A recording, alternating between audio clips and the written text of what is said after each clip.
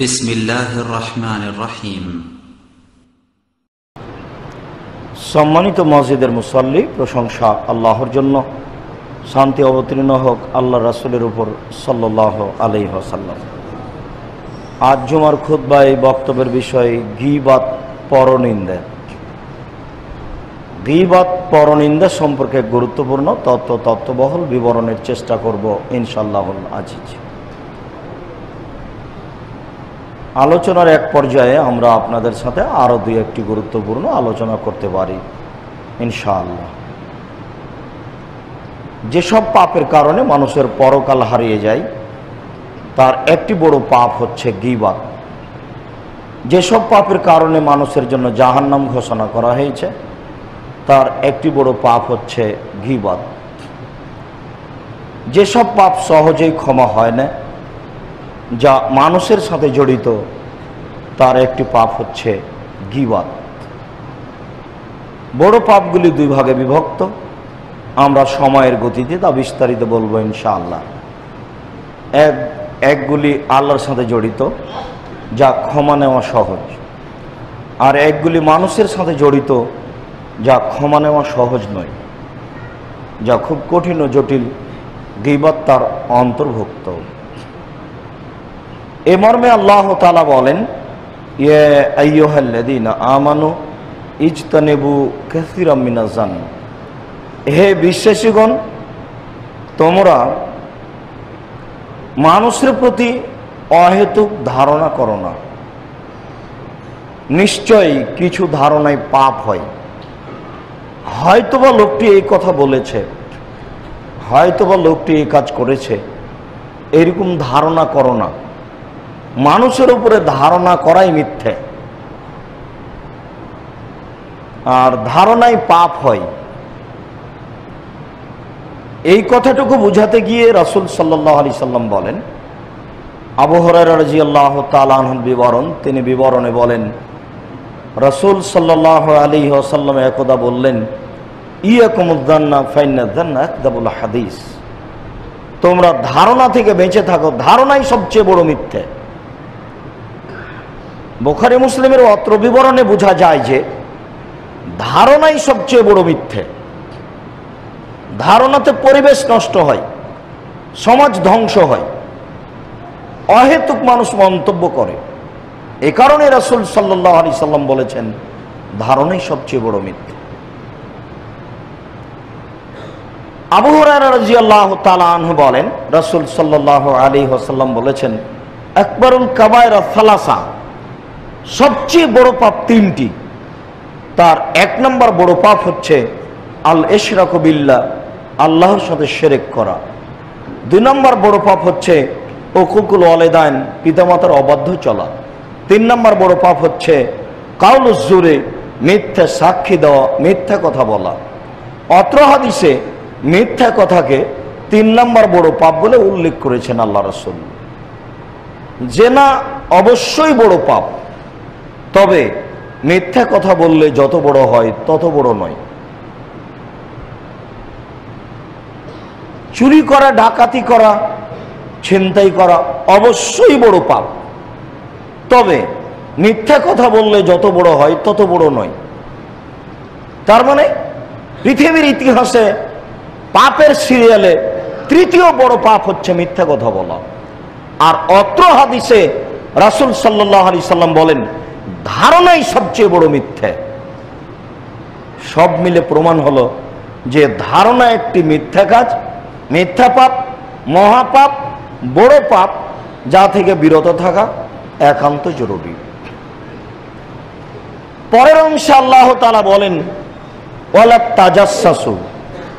তোমরা মানুষের দোষ ত্রুটি উদ্ঘাটন করো না।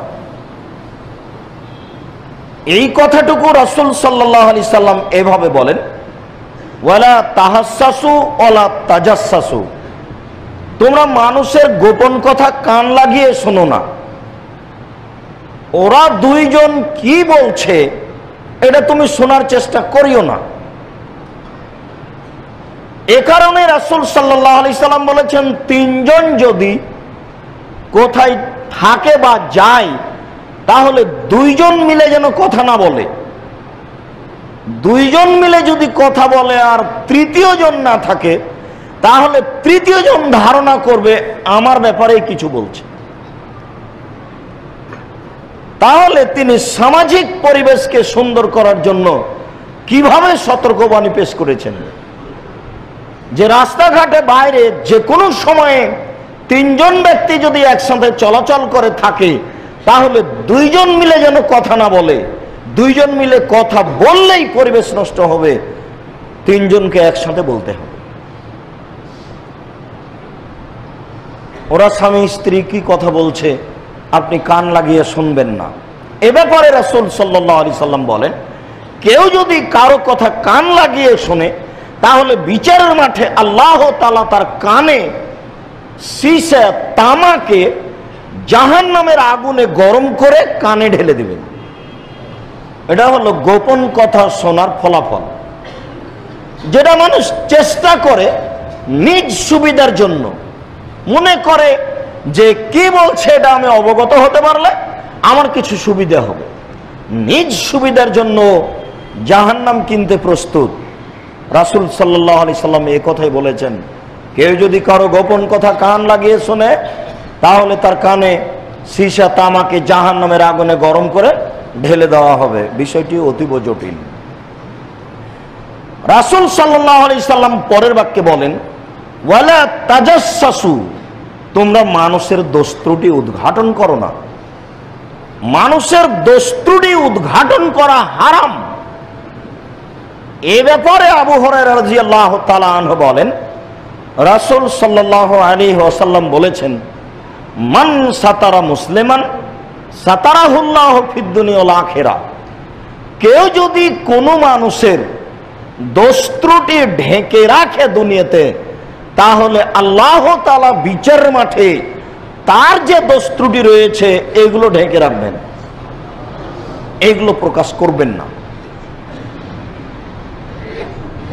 রাসূল সাল্লাল্লাহু আলাইহি ওয়াসাল্লাম মানুষের দোষ ত্রুটি ঢাকার জন্য আদেশ করেছেন, আর তিনি বাস্তব চেষ্টা করেছেন মানুষের দোষ ত্রুটি যেন সমাজে প্রকাশ না হয়। এ ব্যাপারে বুখারী মুসলিম থেকে আপনাদের সামনে অতীব গুরুত্বপূর্ণ একটি হাদিস, যার অনুবাদে মনে হবে বাস্তব ঘটনা ঘটছে। মাইজ ইবনে মালিক একজন গরিব মানুষ, ধনী মানুষের বাড়িতে কাজ করতেন, কাজের লোক হিসেবে ছিলেন। কোনো এক সময়ে তিনি অশ্লীল জেনার কাজে জড়িয়ে পড়েন। মালিক হোজ্জাল এটা জানতে পেরে তিনি বলেন, মাইজ, ঘটনা যখন ঘটে গেছে তুমি বিষয়টি রাসূলের কাছে পেশ করো, দেখো তো তিনি কি বলেন। মালিকের পরামর্শে মাইজ ইবনে মালিক রাসূলের কাছে এসে বললেন, তাহের নিয়া রাসূলুল্লাহ, হে আল্লাহ রাসূল, আমাকে পবিত্র করুন। আল্লাহ রাসূল বললেন, ইরজি, তুমি বাড়ি ফিরে যাও। আস্তাগফিরুল্লাহ, আল্লাহর নিকটে ক্ষমা চাও। অতুব ইলাইহি, তুমি তওবা করো। আল্লাহ রাসূল বললেন না যে তোমাকে কেন পবিত্র করব, ঘটনা কি, এ কথা তিনি বললেন না। লোকটি চলে গেল। একটু গিয়ে ফারাজা গায়রা বাইদিন আবার ফিরে এসে বলছে, তাহির নিয়া রাসূলুল্লাহ, হে আল্লাহ রাসূল, আমাকে পবিত্র করুন। আল্লাহ রাসূল বললেন, ইরজি, তুমি বাড়ি ফিরে যাও। আস্তাগফিরুল্লাহ, আল্লাহর নিকটে ক্ষমা চাও। অতুব ইলাইহি, তুমি তওবা করো। লোকটি চলে গেল। একটু গিয়ে আবার ফিরে এসে বলছে, আল্লাহ রাসূল, আপনি আমাকে পবিত্র করুন। আল্লাহ রাসূল বলেন, ইরজি, তুমি বাড়ি ফিরে যাও। আস্তাগফিরুল্লাহ, আল্লাহর নিকটে ক্ষমা চাও। অতুব ইলাইহি, তুমি তওবা করো, তোমার পাপ ক্ষমা হয়ে যাবে। লোকটি চলে গেল। একটু গিয়ে আবার ফিরে এসে বলছে, আল্লাহ রাসূল, আপনি আমাকে পবিত্র করুন। তখন আল্লাহ রাসূল বলছেন, আবেহি জনুন, সে কি পাগল? আরে আমি বলছি তুমি ফিরে যাও, আল্লাহর কাছে ক্ষমা চাও, তোমার পাপ ক্ষমা হয়ে যাবে। আমি বলি চলে যেতে, আরো বারবার এসে বলে যে আমাকে পবিত্র করুন। সে কি আমার কথা বুঝে না? সে কি পাগল? তাহলে লাইসা বিমাজনুন, সাহাবীগণ বললেন, জি না আল্লাহ রাসূল, ও পাগল নয়, ও ভালো মানুষ। তখন আল্লাহ রাসূল বললেন, আশারে বা খামরান, তাহলে সে কি মদ পান করেছে, তাই তার মস্তিষ্ক বিকৃত হয়েছে? সে আমার কথা বুঝে না, সে যায় না কেন? আমি যে তাকে চলে যেতে বলছি, সে কি মদ পান করেছে তাই তার মস্তিষ্ক বিকৃত হয়েছে? সে আমার কথা বুঝে না। আমি যে তাকে চলে যেতে বলছি, সে যায় না কেন? ফাঁকা মারা জুলুন ফাস্তান কাহ, বৈঠক থেকে একটা লোক দাঁড়িয়ে মুখে নাক লাগিয়ে মুখটা সঙ্গে দেখে বলছেন, মাশারে বা খামরান, আল্লাহ রাসূল, এই ব্যক্তি মদ পান করেনি, এ ভালো মানুষ। তখন আল্লাহ রাসূল বলছেন, আজানাইতা, তুমি কি জেনা করেছ? তখন লোকটি বলছে, আল্লাহ রাসূল, মানুষ বৈধভাবে যা করে আমি অবৈধভাবে তা করেছি, বিচার করে দেন। আমি অত্র বিবরণ এই পর্যন্ত দেওয়ার পরে আপনাকে বলতে চাচ্ছি যে রাসূল সাল্লাল্লাহু আলাইহি সাল্লাম প্রথমবার বললেন না ঘটনা কি, দ্বিতীয়বার বললেন না, তৃতীয়বার বললেন না, চতুর্থবারে বলছেন লোকটা কি পাগল? এখনো তিনি বলছেন না যে ঘটনা কি। পঞ্চমবারে বললেন লোকটা কি মদ পান করেছে, এখনো চলে গেলে তার বিচার হবে না। শেষ পর্যন্ত তিনি জিজ্ঞাসা করলেন, কেন তোমাকে পবিত্র করব, ঘটনা কি? তুমি কি অশ্লীল কাজ করেছ? তখন লোকটি বলল, জি, আমি এ অন্যায় করেছি, বিচার করে দেন। সম্মানিত মসজিদের মুসল্লি, আপনাকে এখানে বিশেষ সতর্কবাণী পেশ করে বলতে চাই যে একটি হাদিস যদি সমাজে বাস্তবায়ন হয়, একটি হাদিস, সমাজে মারামারি গন্ডগোল হবে না। আরেকটু বলতে চাই যে দেখুন, আল্লাহর নবী একটা মানুষের দোষকে ঢেকে রাখার জন্য কত প্রাণপণে চেষ্টা করছেন। এর পরের যদি জরুরি বিবরণ, ঘটনা তো যা হওয়ার হলই, বিচার তো হয়েই গেল। আল্লাহ রাসূলের বৈঠকে আসলে বিচার হয়। মুসল্লিদের কথা বলা হবে না, আপনারা সামনের জায়গা পূর্ণ করে বসুন, পিছনে যারা আছে তাদের বসার সুযোগ দিন। সম্মানিত মসজিদের মুসল্লি, অত্র বিবরণের আরো জরুরি অংশ, বিচার হলো মাইজ ইবনে মালিককে ইট ঢেল পাথর দিয়ে মেরে ফেলা হলো। কোনো একদিন মাইজ ইবনে মালিকের মালিক হুজ্জাল রাস্তায় হাঁটছেন, সামনাসামনি আল্লাহ রাসূল যাচ্ছিলেন, হুজ্জাল আসছিলেন, মুখামুখি হয়ে গেল। আল্লাহ রাসূল বললেন, হুজ্জাল, লাউ সাতারতা খাবারা মাইজ ইবনে মালিক লাকুনতা খায়রান কাসীর। হুজ্জাল, তুমি যদি মাইজ ইবনে মালিকের ঘটনাটা তোমার কাপড়ের মধ্যে লুকিয়ে রাখতে, তাহলে এটা কত ভালো হতো, তা বিবরণ দেওয়া যাবে না। আরবি ভাষায় ইসিম তাফজিল খায়ের রয়েছে, যা আপনাকেও বোঝানো কঠিন। আল্লাহর নবী বলেন, হুজ্জাল, তুমি যদি মাইজ ইবনে মালিকের ঘটনা লুকিয়ে রাখতে, তাহলে যে কত ভালো হতো। ওহ, তুমি যে কেন আমার কাছে পাঠালে? তুমি কিছু না বলে চুপচাপ থেকে তাকে একটু সতর্ক করে রেখে দিলেই তো হতো, তুমি আমার কাছে পাঠালে কেন?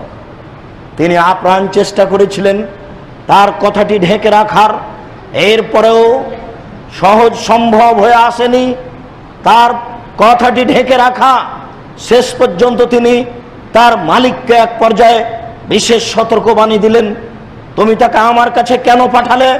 তুমি তো তার পাপের কথা ঢেকে রাখতে পারতে, লুকিয়ে রাখতে পারতে।